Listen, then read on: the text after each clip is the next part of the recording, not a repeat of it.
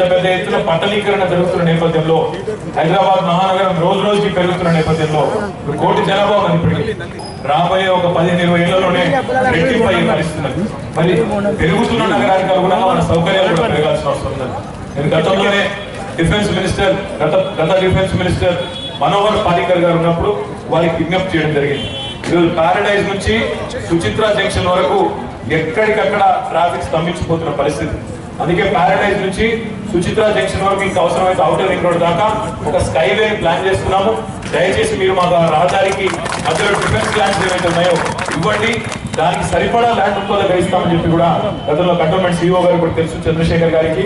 అదే రకంగా Jubilee bus stand నుంచి మనం మొత్తంగా హకీంపేట అవుతుంది దాకా తుమ్కుంట దాకా కూడా ఇంకొక స్కైవే కడతాము. ఇక్కడ వాటర్ బిల్లుల విషయంలో విపరీతమైన ఇబ్బంది అయితే ఉందంటే పేదవాళ్ళకి అండగా నిలబడాలన్న ఉద్దేశంతో 20 కోట్ల రూపాయల బిల్లులు కూడా ఆనాడు బకాయిలు కూడా మాఫీ చేసినట్టు కూడా తెలంగాణ ప్రభుత్వానికి.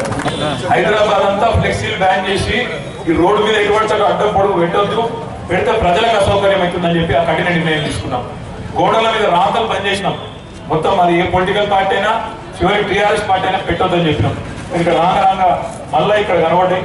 దయచేసి మీరు సత్తుగా ఉండాలి, మీరు గట్టిగా ఉండాలి. కంటోన్మెంట్ సిఇఓ గారు మీరు జిహెచ్ఎంసీలో ఏదైతే జరుగుతూ ఉన్నాయో కొన్ని ప్రభుత్వ నిర్ణయాలు అది ఇక్కడ కూడా అమలయ్యేది. ఎందుకంటే అది మంచి కోసం, మాకు వచ్చేది ఏమి లేదు అందులో.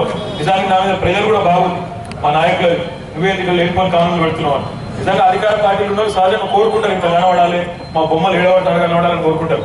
మేమేమంటున్నాం, ప్రజలకు మంచిగా ఉండాలి, ప్రజలు బాగుండాలా, వాళ్ళు సంతోషంగా ఉండాలా, వాళ్ళకి ఇబ్బంది కలగకూడదు అన్న ఉద్దేశంతో ఒక నిర్ణయం తీసుకున్నాం. దానికి కంటోన్మెంట్ కూడా సంపూర్ణంగా సహకరించి ఈ పూర్తి స్థాయిలో దీన్ని కూడా మరి ఎక్కడికక్కడ నిషేధించాలని కోరుతూ